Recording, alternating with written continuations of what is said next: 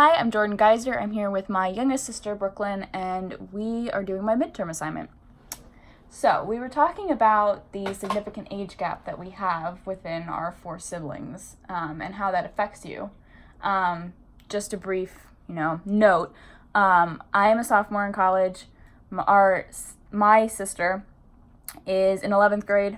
Our brother is in 9th, and Brooklyn is in 7th. So, there is a pretty significant age gap. So, we're going to talk about that. All right, so what's it like having an age gap like that, being the youngest of four kids? It's kind of weird because you would be going into college and I'm only in 7th grade, or you've already been in college for 1 year and then you're going in again, and I'm only in 7th grade. It makes sense. I mean, it sounds like it is kind of hard for you sometimes just to have, your sister gone and to have, the house a little bit more empty. So, more specifically, what's it like having responsibilities based on your age versus my age?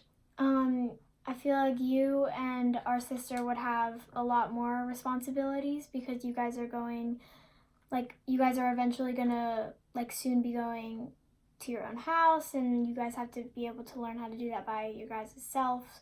And me and Brandon don't really have that much because we're not that close to living by ourselves yet.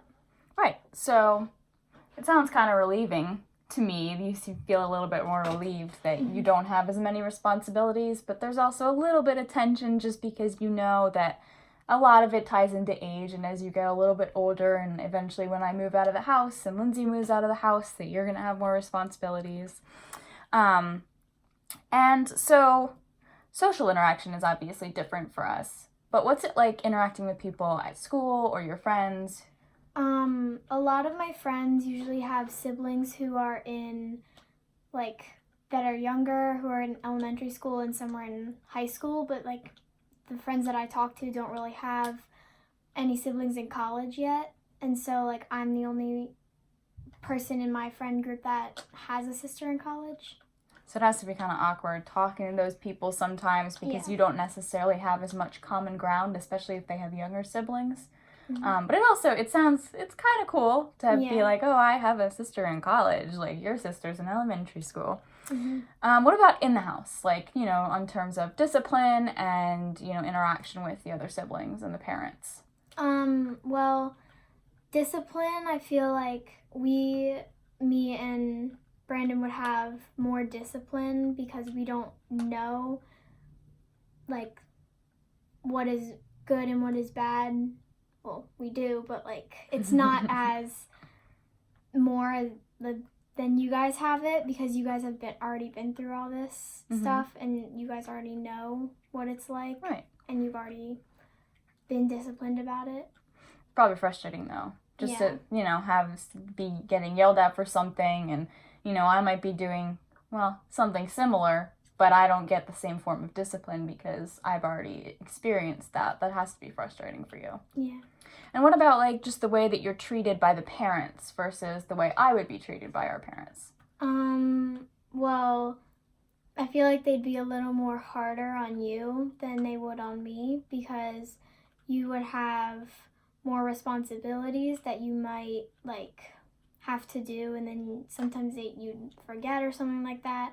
Then they'd get mad at you, but if I would forget, they wouldn't get as mad. Right, because there's different responsibilities and expectations.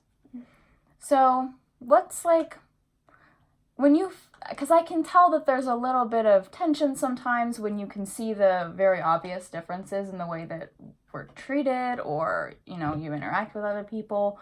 What do you think you can do when you're feeling frustrated about those things? What kind of things do you think you can tell yourself, or who can you talk to about it? I can talk to Brandon because he is kind of where my age group is because he is in 9th and I'm in 7th, so that's only a two-year age difference.